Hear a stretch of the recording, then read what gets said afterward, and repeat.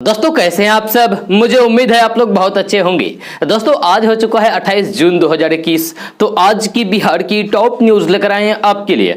दोस्तों video start करने से पहले आपसे एक रिक्वेस्ट है, अगर आप नए आए इस चैनल पर तो फिर इस चैनल को सब्सक्राइब करके बेल आइकन को भी प्रेस कर दीजिए और साथ में वीडियो को लाइक कर दीजिए, अपने दोस्तों के साथ शेयर भी कीजिए। तो चलिए दोस्तों स्टार्ट करते हैं आज की पूरे बिहार की टॉप न्यूज। दोस्तों सीमांचल में नदियों के बढ़ते जलस्तर से तटीय इलाकों में कटाव लगातार जारी है। जी हां, पूर्णिया में महानंदा, कनकई, परमान नदियां लगातार उफान पर है, जिसके कारण ग्रामीण इस तटीय इलाकों में खौफ के साए में रहने को मजबूर हैं। जी हां, यहां रहने वाले लोग अब अपना आशियाना खुद उजाड़ रहे हैं और ऊंची जगह पर पलायन करने को मजबूर हैं। जी हां, अब तक किसी तरीके से सरकारी मदद नहीं मिलने से नाराज ग्रामीण सरकार से मदद की गुहार लगा रहे हैं। आप जो तस्वीर देख रहे हैं, यह तस्वीर 22 के बंगामा पंचायत के मरुआ गांव की है, जो पूर्णिया डिस्ट्रिक्ट में पड़ता है, जहां नदी का कटाव जारी है। जी हां, कई बड़े मिट्टी के टुकड़े नदी में समा रहे हैं। तटीय क्षेत्रों को यह अपनी आगोश में लेता जा रहा है, लेकिन अब तक सरकार की नजर इस पर नहीं पड़ रही है। जी हां, नदी के कटाव से करीब आधा दर्जन से अधिक परिवार प्रभावित हुआ है। जी हां, इनके घर नदी में विलीन हो गए हैं और जो बच गए हैं वे अपना आशियाना खुद उजाड़ने को मजबूर हैं। तटबंध के पास रहने वाले लोगों का कहना है कि यदि समय रहते हुए कोई समाधान नहीं निकाला गया तो फिर शायद पूरा ही गांव इस नदी में समा जाएगा। यहाँ की स्थिति को देखकर अब लोग यहां से पलायन करने को मजबूर हैं। जी अब पलायन कर रहे हैं, यानी कि अपने घर बार छोड़ करके चले जा रहे हैं। दोस्तों अब शादी विवाह में थर्माकोल नहीं बल्कि केले के थम के बने पत्तलों पर भोजन परोसा जाएगा। इसे लेकर खगड़िया जिले के परबत्ता में प्लांट लग चुका है। यहाँ केले के थम से पहले रेशे निकाले जाएंगे, इसके बाद उनसे थालियों और कटोरियों का निर्माण होगा। डीएम डॉक्टर आलोक रंजन घोष कहते हैं कि केले के रेशे से थाली और कटोरा बनाने का प्लांट लगाने का कार्य आत्मनिर्भर भारत का कार्यक्रम के तहत हुआ है, जो खगड़िया जिले के लिए काफी कारगर होगा। जी आपको बता दूं कि खगड़िया जिले में केले की खेती व्यापक पैमाने पर होती है। इस उद्योग से केले के फल के साथ साथ उसके बेकार पौधे से भी किसानों को आमदनी होगी। कहने का मतलब यह है कि आम का आम और गुठलियों का भी दाम। दोस्तों सत्ता के लोभ में डीजीपी पद गंवाने वाले बिहार के पूर्व डीजीपी गुप्तेश्वर पांडे का दर्द छलका है। ये गुप्तेश्वर पांडे अपना दर्द बयां करते हुए कहा है कि मेरे अंदर सफल राजनेता बनने की क्षमता नहीं है, मैं बन सकता तो अब तक बन गया होता। ऐसा डीजीपी खोज के निकाल दीजिए जो विधायक का चुनाव लड़ने के लिए डीजीपी पद से 6 महीने पहले ही इस्तीफा दे।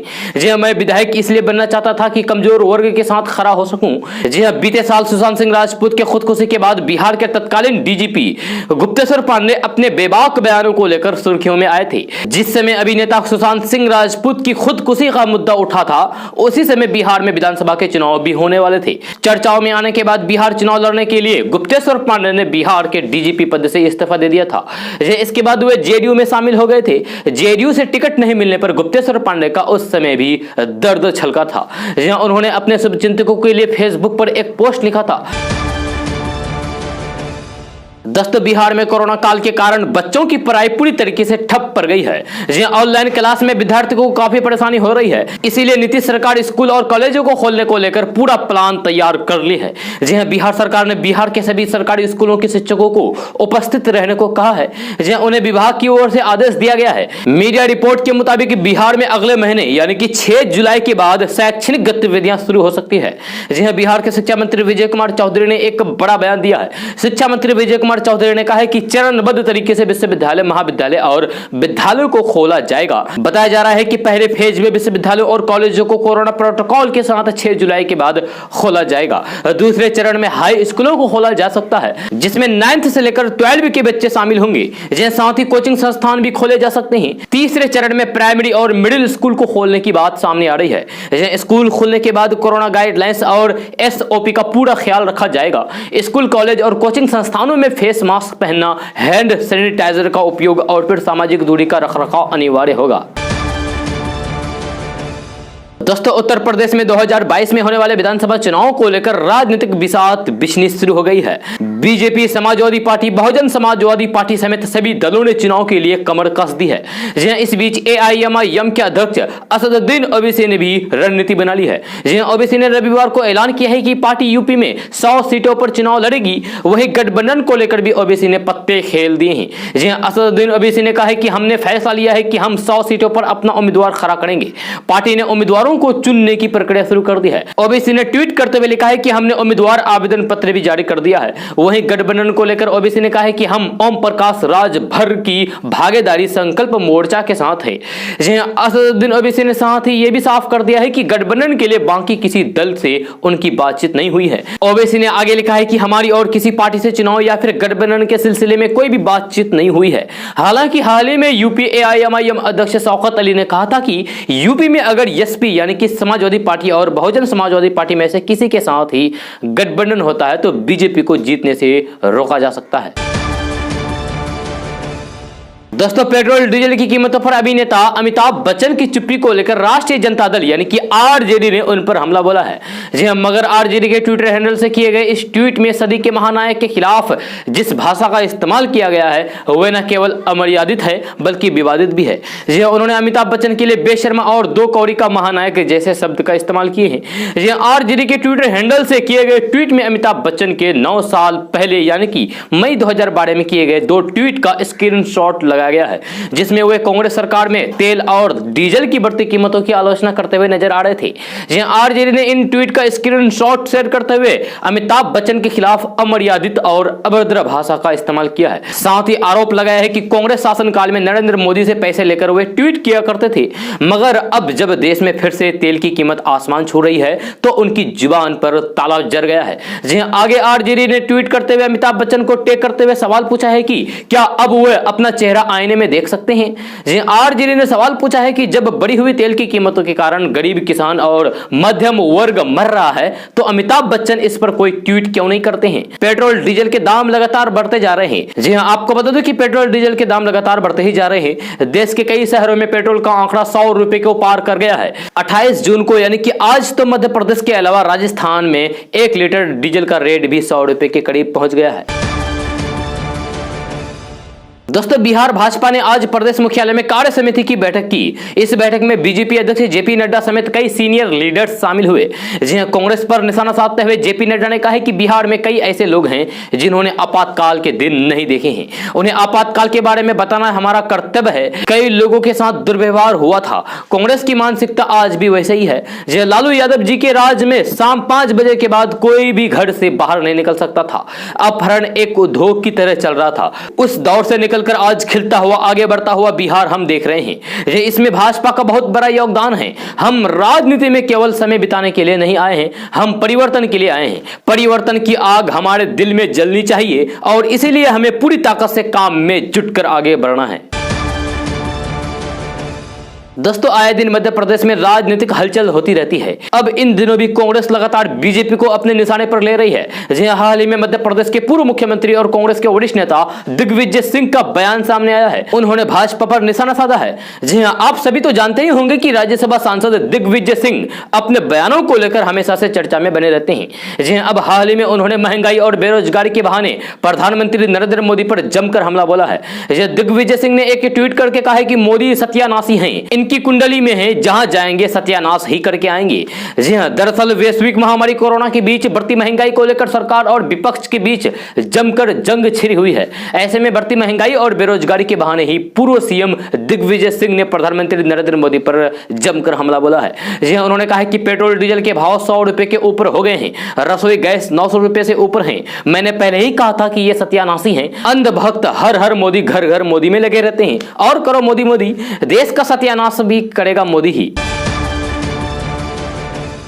दोस्तों, उत्तर प्रदेश में अगले साल विधानसभा चुनाव होने हैं। अब बिहार में एनडीए के साथ सरकार चला रहे मुख्यमंत्री नीतीश कुमार की पार्टी जेडीयू ने यूपी चुनाव में उतरने का फैसला किया है। जी हां, जेडीयू के प्रधान महासचिव और यूपी प्रभारी केसी त्यागी ने कहा है कि उनकी पार्टी 2022 में होने वाले यूपी विधानसभा का चुनाव लड़ेगी। साथ ही केसी त्यागी ने गठबंधन बनाए जाने की बात भी कही है। जी हां, उन्होंने कहा है कि जेडीयू गठबंधन का स्वागत करेगी। आगे केसी त्यागी ने कहा कि यदि गठबंधन नहीं होता है तो फिर भी उनकी पार्टी 200 सीटों पर चुनाव लड़ेगी। जदयू इस बार बार पिछली गलती नहीं दोहराएगी। आपको बता दूं कि बिहार में भाजपा और जेडीयू घटक दल हिंदुस्तानी अवाम मोर्चा और विकासशील इंसान पार्टी की सरकार है। वहीं उत्तर प्रदेश में मुख्यमंत्री योगी आदित्यनाथ की अगुवाई वाली भाजपा की सरकार है। यदि जदयू यूपी चुनाव में उतरती है तो फिर इससे भाजपा को नुकसान हो सकता है। जहां बंगाल चुनाव में हार के बाद भाजपा के सामने आगामी विधानसभा चुनावों को लेकर कई तरह की सारी चुनौतियां हैं। उत्तर प्रदेश में भाजपा के साथ गठबंधन करके चुनाव में उतरने के सवाल पर केसी त्यागी ने कहा है कि उनकी पहली प्राथमिकता भाजपा के साथ जाने की रहेगी। यदि सीटों के बंटवारे को लेकर बात नहीं बनती है तो फिर वे किसी भी अन्य दल के साथ जा सकते हैं। साथ ही केसी त्यागी ने एक न्यूज चैनल से बातचीत में यह भी स्पष्ट कर दिया है कि मुलायम सिंह यादव की पार्टी समाजवादी पार्टी के साथ वे नहीं जा सकते हैं, जबकि ओवैसी की पार्टी AIMIM के साथ जेडीयू का कोई तालमेल नहीं है। उनकी पार्टी के फ्रेमवर्क में ये पार्टी फिट नहीं बैठती है, इसलिए वे इस पार्टी के साथ नहीं जाएंगे। दोस्तों, बिहार में अब बिजली की किल्लत नहीं होगी, क्योंकि बिजली की समस्या से पार पाने के लिए बिहार ने कुछ अनोखा सोलर पावर प्लांट पर काम करना शुरू कर दिया है। यह अनोखा इसीलिए है क्योंकि यह सोलर पावर प्लांट पानी के ऊपर तैरता रहेगा और बिजली का उत्पादन करता रहेगा। इस सोलर प्लांट की शुरुआत दरभंगा जिले से हुई है और उसके बाद सुपौल में भी इस तरीके के सोलर प्लांट का निर्माण कराया जा रहा है। इस तरीके से यह पूरे बिहार में, यानी कि पूरे बिहार के हर एक जिले में निर्माण कराया जाएगा। निर्माणाधीन इस पावर प्लांट से 2.4 मेगावाट सोलर बिजली का उत्पादन की बात कही गई है। सुपौल बिजली घर की क्षमता 0.525 मेगावाट है। यहां कंपनी ने एजेंसी के चयन का काम शुरू कर दिया है। दोस्तों, पेट्रोल और डीजल की कीमत में लगातार दूसरे दिन बढ़ोतरी की गई है। पेट्रोल की कीमत में 35 पैसे प्रति लीटर और डीजल की कीमत में 25 पैसे प्रति लीटर महंगा हुआ है। पेट्रोल और डीजल की कीमत का असर सीधे आम आदमी के जेब पर पड़ता है। तेल की कीमत में बढ़ोतरी का सीधा अर्थ महंगाई है। कल भी पेट्रोल और डीजल की कीमत में 35-35 पैसे का इजाफा हुआ था। आज भी इसके दाम बढ़ गए हैं। देश के ज्यादातर राज्यों में पेट्रोल की कीमत का आंकड़ा 100 के पार पहुंच रहा है। दोस्तों, अयोध्या में राम मंदिर परिसर निर्माण के लिए ली जा रही जमीन पर जो घोटाले के आरोप लगाए गए हैं, उस पर राम मंदिर ट्रस्ट कानूनी कार्रवाई का मन बना लिया है। इसमें आम आदमी पार्टी के नेता संजय सिंह, कांग्रेस महासचिव प्रियंका गांधी वाड्रा समेत अन्यों पर मानहानि का केस भी दर्ज करवाया जा सकता है। फिलहाल राम जन्मभूमि तीर्थ क्षेत्र न्यास इस मामले में कानूनी सलाह ले रहे हैं। इसमें 2 विकल्पों पर विचार किया जा रहा है और कहा गया है कि मानहानि का मुकदमा हो या जनता को बरगलाकर भड़काने और फिर फर्जी तथ्यों के आधार पर झूठे आरोप लगाने का। जानकारी के मुताबिक जल्द ही यह तय हो जाएगा कि किस तरीके की कानूनी कार्रवाई की जानी चाहिए। दोस्तों, पश्चिम बंगाल में विधानसभा चुनाव होने के बाद अब भारतीय जनता पार्टी के अंदर भगदड़ मची हुई है। लगातार स्थानीय नेताओं कार्यकर्ताओं के पार्टी छोड़कर भागने की तस्वीर सामने आती रही है। बंगाल में विधानसभा चुनाव से पहले जिस तेजी से टीएमसी को छोड़कर तमाम नेता बीजेपी में आए थे, अब उसी तेजी से बीजेपी छोड़कर तृणमूल कांग्रेस यानी कि टीएमसी में लौट रहे हैं। रविवार को आसनसोल में भी करीब 38 स्थानीय नेता अपने 3000 के लगभग समर्थकों के साथ टीएमसी में शामिल हुए हैं। दोस्तों, देश के ज्यादातर हिस्सों की तरह बिहार में भी इस बार मानसून समय से पहले पहुंच गया है। मानसून के पहुंचने के बाद बिहार में कई दिनों तक जमकर बारिश हुई है। खासकर पूर्वी यूपी से लगे उत्तर पश्चिमी बिहार में अन्य इलाकों में अपेक्षा से अधिक बारिश हुई है। इस वजह से इस क्षेत्र के किसानों को परेशानी का सामना करना पड़ा। वही गंडक नदी में बाढ़ आ जाने से गोपालगंज के किसानों को भारी नुकसान हुआ है। दरअसल हजारों हेक्टेयर में लगे गन्ने की फसल तबाह हो गई है। बिहार के गोपालगंज जिले में निचले और दियारा क्षेत्र में किसान गन्ने की खेती करते हैं। लगातार बारिश और बाढ़ की वजह से 22,000 हेक्टेयर में लगे गन्ने की फसल बर्बाद हो गई है। एक रिपोर्ट के मुताबिक करीब 7 दिन गन्ने की फसल पानी में डूबी रही। बारिश रुकने के बाद धूप उगने से पौधे मुरझाने लगे। एक अनुमान के मुताबिक गन्ने की आधे से अधिक फसल नष्ट हो गई है और 30 करोड़ रुपए का नुकसान हुआ है। किसानों का कहना है कि समय से पहले मानसून के दस्तक देने से अच्छी बारिश हुई है, जो गन्ना और मक्के की फसल के लिए लाभदायक साबित हुई है। इस बारिश से किसानों को उम्मीद भी थी कि इस बार अच्छी पैदावार होगी, लेकिन लगातार हो रही बारिश के बाद वाल्मीकि नगर बैराज से 4,12,000 क्यूसेक पानी छोड़ने पर गंडक नदी के बाढ़ की स्थिति हो गई और दियारा में लगे गन्ने की फसल पानी में डूब गई। दोस्तों, बिहार में जब सड़कें अच्छी बनी तो सड़क हादसे अचानक तेजी से बढ़ गए। पिछले कुछ साल के आंकड़ों पर गौर करें तो बिहार में हर साल करीब 7,000 लोगों की मौत सड़क हादसे की वजह से हो जाती है। इसे देखते हुए हादसों में कमी लाने को लेकर बिहार सरकार मोटर ड्राइविंग ट्रेनिंग स्कूल खोलने की तैयारी की जा रही है। नौसिखिया वाहन चालक हादसों का कारण न बने, इसके लिए परिवहन विभाग बड़ी तैयारी कर रही है। यह ड्राइविंग ट्रेनिंग स्कूल के जरिए सड़क पर उतरने से पहले ड्राइवर को पर्याप्त ट्रेनिंग दी जाएगी। बिहार में कभी सड़क ढूंढने से भी नहीं मिलती मिलती थी, लेकिन जब से सड़कों के मामले में बिहार बेहतर स्थिति में पहुंच गया तब से दुर्घटनाएं बेतहाशा बढ़ गई। पिछले कुछ सालों के आंकड़ों पर गौर करें तो बिहार में सड़क हादसे में हर साल करीब 14,000 से भी ज्यादा लोग हताहत हो रहे हैं। इनमें से आधे से ज्यादा लोगों की जान चली जाती है। दुर्घटनाएं कम करने के लिए बिहार का परिवहन विभाग कई प्रयास कर रहे हैं। बिहार में सड़क दुर्घटनाओं में कमी लाने और फिर नौसिखिया वाहन चालकों को पहले से ही कुशल प्रशिक्षण देने के लिए बिहार के सभी 38 जिलों में कुल 76 मोटर ड्राइविंग ट्रेनिंग स्कूल खोले जाएंगे। दोस्तों, प्रधानमंत्री नरेंद्र मोदी ने रविवार को देशवासियों को आगाह किया है कि वे ये समझने की बिल्कुल भी भूल ना करें कि कोरोना की महामारी खत्म हो गई है। मोदी ने कहा है कि यह संक्रमण अपना स्वरूप बदलता है, इसलिए इससे बचाव के लिए कोरोना संबंधित सभी प्रोटोकॉल का पालन करना और टीका लगवाना ही उपाय है। जी, प्रधानमंत्री नरेंद्र मोदी ने आकाशवाणी के मासिक रेडियो कार्यक्रम मन की बात की 78वीं कड़ी में लोगों के साथ अपने विचार साझा करते हुए कही है। साथ ही उन्होंने टीकों को लेकर लोगों की आशंका दूर करने की कोशिश की और उनसे भ्रम में न पड़ने और फिर अफवाहों पर ध्यान न देने की अपील की। लोगों का भ्रम दूर करने के लिए प्रधानमंत्री नरेंद्र मोदी ने अपना उदाहरण दिया और कहा कि मैंने दोनों खुराक ली है। मेरी माताजी लगभग 100 साल की है, उन्होंने भी दोनों खुराक ले ली है, इसीलिए टीकों को लेकर किसी भी प्रकार की अफवाह पर ध्यान न दे। उन्होंने कहा कि इस भ्रम में मत रहिए कि कोरोना खत्म हो गया है। उन्होंने कहा कि यह बीमारी ऐसी है, यह बहरूपिया है, रूप बदलती है, नए नए रंग रूप लेकर पहुंच जाती है। इसे बचाव के लिए हमारे पास दो रास्ते हैं। पहला रास्ता है कोरोना से संबंधित सभी प्रोटोकॉल का पालन करना और दूसरा रास्ता है टीकाकरण का।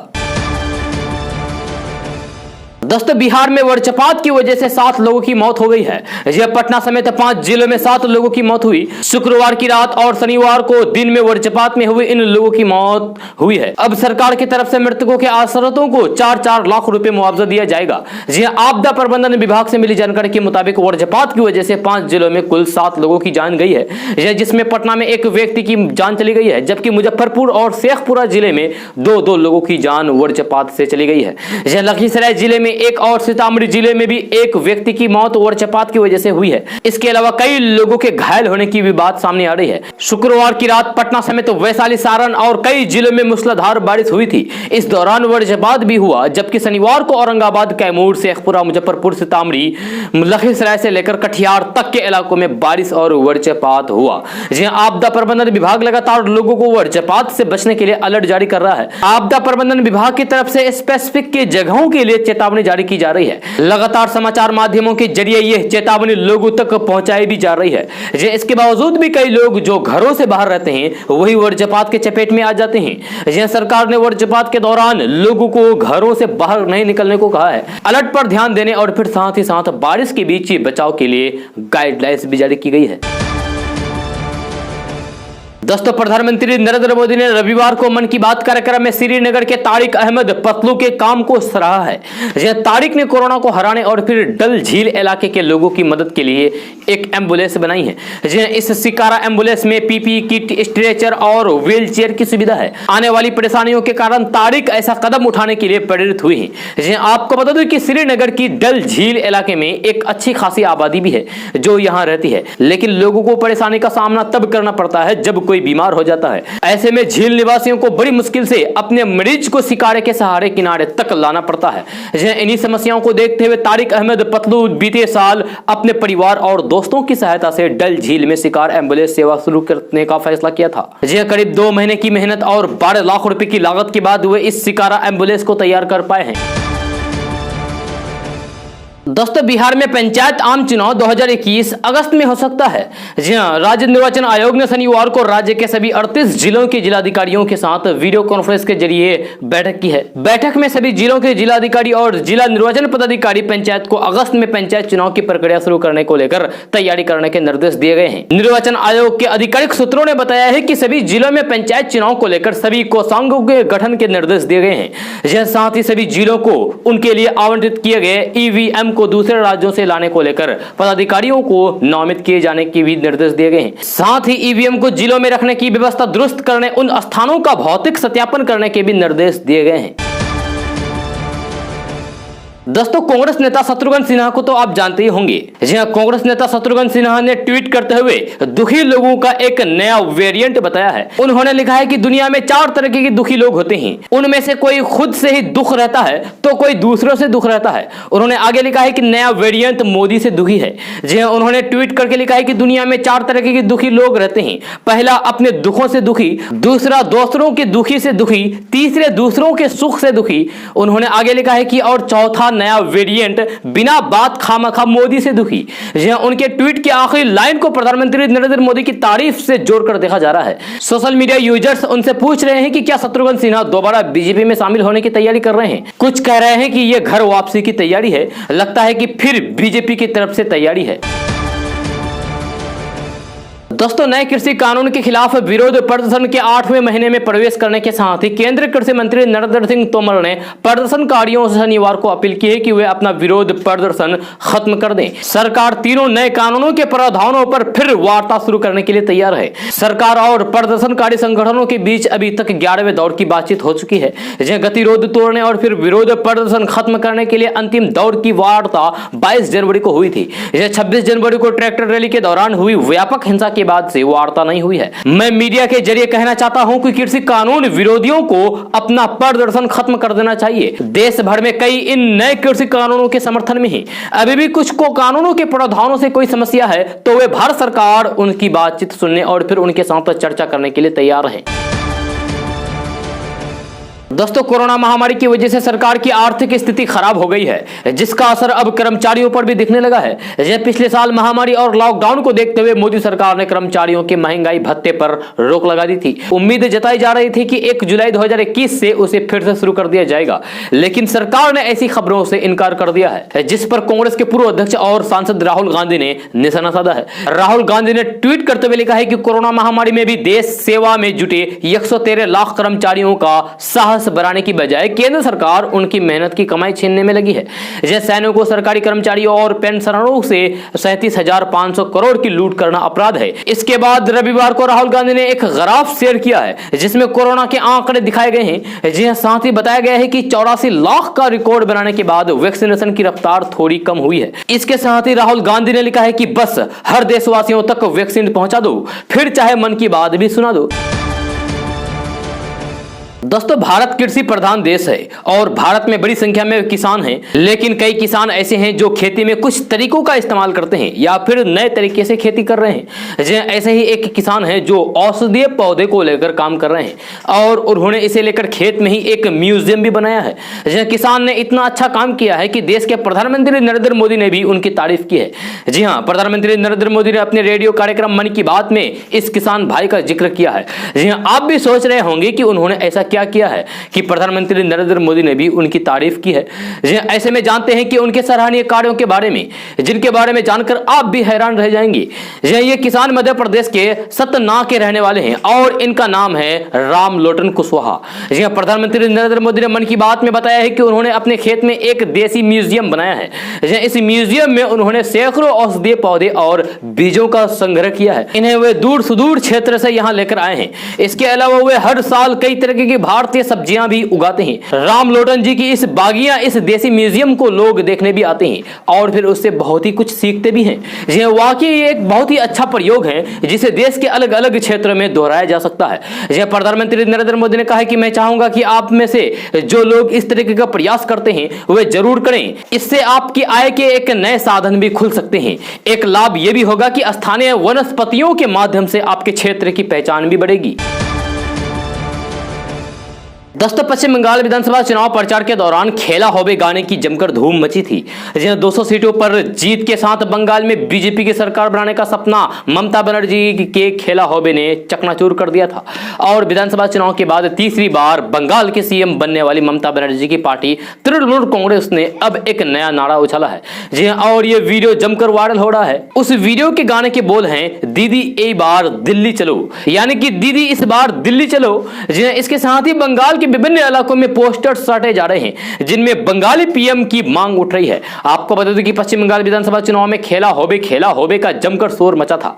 हिंदी में इसका अर्थ होता है खेल होगा खेल होगा। यह गाना और राजनीतिक नारा ने चुनावी बाजार में जमकर धूम मचाया था और राजनीतिक सभाओं में से लेकर हर जगह यह सुनाई देता था। और बंगाल में फिर से ममता बनर्जी के सत्ता में वापसी के बाद यह नारा बीजेपी विरोध के नारे के रूप में तब्दील हो गया है। अब उत्तर प्रदेश चुनाव के पहले यहां भी इस नारे की गूंज सुनाई दे रही है। दूसरी ओर पश्चिम बंगाल में ममता बनर्जी की जीत के बाद से ममता बनर्जी को देश का अगले पीएम यानी कि अगले प्रधानमंत्री कैंडिडेट्स के रूप में पेश करने की तैयारी चल रही है। इसको लेकर बंगाल के विभिन्न इलाकों में पोस्टर लगाए गए हैं जिन पर लिखा गया है कि इस बार बंगाली प्रधानमंत्री चाहिए, यानी कि इस बार बंगाली प्रधानमंत्री चाहिए। विधानसभा चुनाव में बीजेपी की कड़ी टक्कर के बावजूद जिस तरीके से टीएमसी ने ममता बनर्जी के नेतृत्व में 213 सीटें पर जीत हासिल की है, उससे ममता बनर्जी और उनकी पार्टी का आत्मविश्वास काफी बढ़ गया है। और टीएमसी ने साल 2024 के लोकसभा चुनाव की तैयारियां शुरू कर दी है। चुनाव की तैयारी को देखते हुए पार्टी ने राजनीतिक रूप से अपनों को मजबूत बनाना शुरू कर दिया है। दोस्तों, अगर आप बिहार के हैं तो फिर आपके लिए यह खुशखबरी है क्योंकि बिहार में बिजली उपभोक्ताओं को अगले महीने से सुविधा मिलने जा रही है। इसके बाद उपभोक्ताओं को बिजली को लेकर आ रहे परेशानियों से सामना नहीं करना पड़ेगा। मोबाइल की तरह जितना बैलेंस पड़ेगा उतना ही बिजली ही खर्च करवा पाएंगे। मुजफ्फरपुर में अगले महीने यानी कि जुलाई के महीने से स्मार्ट मीटर लगने की प्रक्रिया शुरू हो जाएगी। पहले चरण के लिए उत्तर बिहार के 3 जिलों को चयनित किया गया है। इसमें मुजफ्फरपुर के अलावा मोतिहारी और दरभंगा शामिल है, यानी कि इन तीनों जिलों में स्मार्ट प्रीपेड मीटर लगाए जाएंगे। जी हां, इन तीनों जिलों में शुरुआत में कम से कम 5-5 हजार स्मार्ट प्रीपेड मीटर लगाए जाएंगे। मुजफ्फरपुर के शहरी क्षेत्र के पॉश इलाके में स्मार्ट प्रीपेड मीटर पहले लगाने का निर्णय लिया गया था। ये प्रीपेड मीटर होगा। इस प्रीपेड मीटर में रिचार्ज करने पर बिजली लोगों को घरों में ही मिलेगी। इन 3 जिलों में पहले चरण का काम पूरा होने के बाद दूसरे चरण के स्मार्ट मीटर लगाने का काम शुरू होगा। दोस्तों, आज के वर्तमान समय में भी बिहार के कुछ सड़क ऐसी हैं जिसे काफी खतरनाक माना जाता है क्योंकि इस सड़क पर दुर्घटनाएं सबसे ज्यादा होती है। एक ताजा रिपोर्ट के अनुसार बिहार में 5 ऐसे सड़क को चिन्हित किया गया है जो सबसे ज्यादा खतरनाक है। जी हां, आप इस सड़क के दुर्घटना रिकॉर्ड को देखकर चौंक जाएंगे। खबर के अनुसार बिहार के इन 5 सड़कों पर हो रहे दुर्घटनाओं को रोकने के लिए सरकार गाड़ियों की स्पीड को निगरानी कराएगी। साथ ही साथ इन सड़कों पर सीसीटीवी कैमरे भी लगाए जाएंगे और ब्लैक स्पॉट के आसपास पुलिस चेक पोस्ट की संख्या बढ़ाई जाएगी। तो चलिए आपको बताते हैं कि बिहार के उन 5 सड़कों के बारे में जो काफी खतरनाक है। तो सर्वे के अनुसार NH2 में वाराणसी से औरंगाबाद खंड सबसे खतरनाक पाया गया है। उसके बाद NH28 छपरा से बेतिया से लोरिया बघाव को भी खतरनाक की लिस्ट में रखा गया है। उसके बाद बात करते हैं NH57 की। तो NH57 मुजफ्फरपुर से दरभंगा से फारबिसगंज और पूर्णिया खतरनाक पाया गया है। 4 नंबर में इस लिस्ट में NH30 पटना से बख्तियारपुर को भी शामिल किया गया है। अंत में 5 नंबर में NH31 बरौनी से मुजफ्फरपुर से पीपरकोठी के बीच सबसे अधिक दुर्घटनाएं होती है। मिली जानकारी के अनुसार बिहार से गुजरने वाले इस सड़क पर 94 ब्लैक स्पॉट चिन्हित किए गए हैं। इन ब्लैक स्पॉट पर सबसे ज्यादा दुर्घटना होती है। सरकार इस ब्लैक स्पॉट पर निगरानी रखेगी और हो रही दुर्घटनाओं को कम करेगी।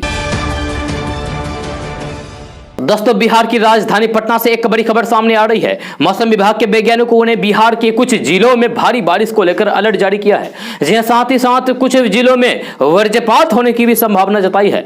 ताजा रिपोर्ट के अनुसार बिहार के सारण, वैशाली, सीतामढ़ी, मुजफ्फरपुर, समस्तीपुर, दरभंगा, मधुबनी, नवादा और जमुई में भारी बारिश होने की संभावना जताई गई है। इन जिलों में रहने वाले लोगों को मौसम विभाग ने सावधान रहने की सलाह दिया है। आपको बता दूं कि इन जिलों में मानसून का चक्र बना हुआ है जिससे यहाँ भारी बारिश हो सकती है। इतना ही नहीं, इन जिलों में बारिश के साथ भारी वज्रपात की भी संभावना है। इसलिए बारिश के दौरान घर में रहना ज्यादा बेहतर साबित होगा। बारिश के दौरान लोगों को सावधान रहने तथा मौसम विभाग और आपदा विभाग ने लोगों से सतर्कता बरतने की भी अपील की है। साथ ही साथ बारिश के दौरान खुले स्थानों या फिर पेड़ के नीचे बिल्कुल भी नहीं रहने की सलाह दी गई है क्योंकि वज्रपात से नुकसान हो सकता है। दोस्तों, उत्तर प्रदेश में 2022 में होने वाले विधानसभा चुनाव से पहले बीएसपी सुप्रीमो मायावती ने बड़ा ऐलान किया है। उन्होंने कहा है कि बीएसपी चुनाव में किसी के साथ भी गठबंधन नहीं करेगी। गठबंधन की खबरें झूठी है। उन्होंने एआईएमआईएम के साथ गठबंधन की खबरों पर अपना रुख साफ किया है। बीएसपी सुप्रीमो मायावती ने कहा है कि मीडिया के एक न्यूज चैनल में कल से यह खबर प्रसारित किया जा रहा है कि यूपी में आगामी विधानसभा आम चुनाव ओबीसी की पार्टी एआईएमआईएम और बीएसपी मिलकर लड़ेगी। यह खबर पूरी तरीके से गलत है, भ्रामक है, झूठी है, भ्रामक और तथ्यहीन है। इसमें रत्ती भर भी सच्चाई नहीं है और बीएसपी इसका जोरदार खंडन करती है। दोस्तों, जन अधिकार पार्टी के कार्यकर्ताओं ने राष्ट्रीय अध्यक्ष पप्पू यादव की रिहाई और बढ़ती महंगाई को रोकने की मांग को लेकर रविवार को राजधानी पटना के कोतवाली थाने में जेल भरो प्रदर्शन किया। जहां जन अधिकार पार्टी के प्रदेश अध्यक्ष राघवेंद्र कुशवाहा ने बताया है कि पप्पू यादव की रिहाई, पेट्रोल डीजल के मूल्य पर एक्साइज ड्यूटी खत्म करने, युवा बेरोजगारों को महंगाई भत्ते देने, कोरोना से मृत परिवारों को 4 लाख की मुआवजा राशि, कृषि को मनरेगा से जोड़ने, बाढ़ और जल जमाव को अस्थायी समाधान देने की मांग के साथ हजारों की संख्या में नेताओं ने गिरफ्तारी दी। यह राघवेंद्र कुशवाहा ने बताया है कि बिहार सरकार ने साजिश के तहत पप्पू यादव को गिरफ्तार किया है। पूर्व प्रदेश अध्यक्ष रघुपति सिंह ने कहा है कि इस जेल भरो अभियान में सभी जिला अध्यक्ष, सभी प्रकोष्ठों के सदस्य सहित सभी 4500 कार्यकर्ताओं ने गिरफ्तारी दी है। दोस्तों, बीजेपी सांसद सुब्रमण्यम स्वामी ने कहा है कि इमरजेंसी देश का काला अध्याय था। उस दौरान 1.25 लाख लोग बेवजह जेल में ठूस दिए गए थे। हालात इतने विकट थे कि उन्हें खुद भेष बदलकर मुंबई के रास्ते देश से बाहर जाना पड़ा था। एक सवाल पर उनका कहना था कि आज देश में इमरजेंसी तो नहीं है, पर हालात उसी तरफ जा रहे हैं। लोग सचेत नहीं हुए तो फिर पहले जैसे हो सकता है। सुब्रमण्यम स्वामी ने कहा है कि नरेंद्र मोदी खुद कहते रहे हैं कि जो भी 75 साल से अधिक के हैं उन्हें किसी पद पर नहीं रहना चाहिए। 75 साल का हवाला देकर लाल कृष्ण आडवाणी, मुरली मनोहर जोशी और शांता कुमार को किनारे कर दिया था। अब उन्हें बताना चाहिए कि 2024 में बीजेपी का चेहरा कौन होगा। एक सवाल के जवाब में उन्होंने कहा कि कार्यकर्ताओं में उत्साह जगाना चाहिए। उनका कहना था कि कार्यकर्ताओं को अगर नहीं पूछोगे तो वाजपेयी जैसे हाल होगा। हालांकि वे ये भी बोले हैं कि ये सब कुछ बदलेगा और फिर 2024 में बीजेपी की ही सरकार बनेगी। जी, उन्होंने ये भी माना है कि बंगाल में हार और पलायन का प्रतिकूल असर दिख रहा है। चीन के सवाल पर बीजेपी सांसद सुब्रमण्यम स्वामी ने कहा है कि उन्हें समझ में नहीं आ रहा है कि सरकार चीन से बात ही क्यों कर रही है। वे हमारी जमीन पर बैठे हैं और हम बात कर रहे हैं। उनका कहना है कि चीन से युद्ध करना चाहिए, दुनिया को दिखाना चाहिए कि ये 1962 नहीं है। चीन ने हमें छोटा दिखाने के लिए ये सब किया और वो इसमें सफल भी रहे। उनका कहना है कि जब चीन ने घुसपैठ की तो हमें जवाब देना चाहिए था, लेकिन हम बातचीत की तरफ चले गए। जी, उनका कहना था कि प्रधानमंत्री नरेंद्र मोदी ने यह झूठ कहा था कि चीन भारत की सीमा में नहीं आया, पर बीजेपी आवाज बुलंद कर रही है। दोस्तों, अपने विधानसभा क्षेत्र में दौरे पर गए तेजस्वी यादव ने बड़ा ऐलान किया है कि नीतीश सरकार अगले 2 से 3 महीने में गिर जाएगी। यह तेजस्वी यादव के इस बयान को लेकर जेडीयू के राष्ट्रीय अध्यक्ष आरसीपी सिंह ने चुटकी लिया है। उन्होंने कहा है कि सरकार जनता बनाती है, वह जनता के वोट से बनती है। सरकार बनाना और गिराना एक बार ही होता है, वो भी चुनाव में। हमारे पास बहुमत है और पूरे 5 साल हमारी सरकार चलेगी। साथ ही आरसीपी सिंह ने कहा है कि आम का सीजन होता है, लेकिन आप बिना सीजन आम गिराने का इंतजार कीजिए तो फिर क्या होगा। यही सपना नेता प्रतिपक्ष तेजस्वी यादव देख रहे हैं। आरसीपी सिंह ने कहा है कि जो काम उन्हें मिला है उसे ईमानदारी से करें। वही चिराग पासवान को तेजस्वी यादव के ऑफर पर उन्होंने कहा है कि दोनों का बैकग्राउंड एक ही है। रामविलास पासवान गांव की पगडंडी से राजनीति सीखकर आए थे, लेकिन ये दिल्ली के जनपद से राजनीति सीखकर पगडंडी पर आना चाहते हैं। उन्होंने कहा है कि परिवारवाद की वजह से इन्हें राजनीति में जगह मिल गई। दोनों की सोच भी एक ही है, पृष्ठभूमि भी एक ही है। उन्होंने कहा है कि दोनों की एकता तो होनी ही चाहिए। दोस्तों, आज का न्यूज़ बस यहाँ तक। कैसा लगा जरूर अपना सुझाव दीजिएगा नीचे कमेंट बॉक्स में कमेंट करके। अगर आप नए हैं इस चैनल पर तो फिर इस चैनल को सब्सक्राइब करके बेल आइकन को भी प्रेस कर दीजिए और साथ में वीडियो को लाइक कर दीजिए, अपने दोस्तों के साथ शेयर भी कीजिए। तो चलिए दोस्तों, फिर मिलते हैं अगली वीडियो में। जय हिंद, जय बिहार।